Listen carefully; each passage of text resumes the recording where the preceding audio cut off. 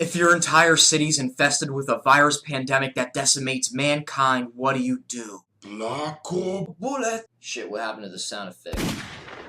So with every new season of anime, there comes a select few that people's eyes hawk over. Black Bullet, this season, that anime. Starting off, the production in this episode was off the charts. The animation, from the gunshots to the apocalyptic scenery to the city scenes. The beginning sequence and opening set the tone up for this episode so well, showcasing the traumatic experiences that this young boy named Rentaro had to go through, losing his parents to the Gastrea. These big-ass bug-looking like creatures just come out of nowhere, invading the city. Everybody's running, everybody's rushing, knocking Rentaro down.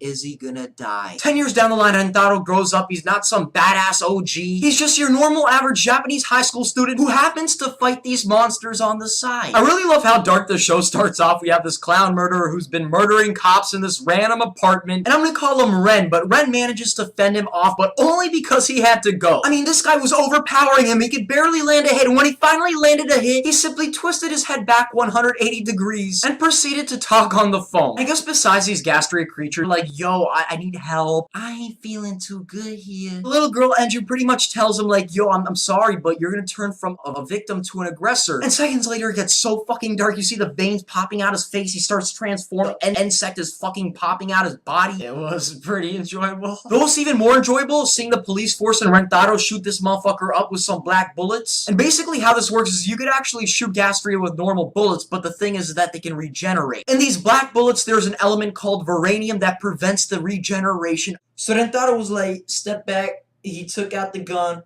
he was like, boom. But the one thing I'm so impressed with was the animation when he was shooting those bullets.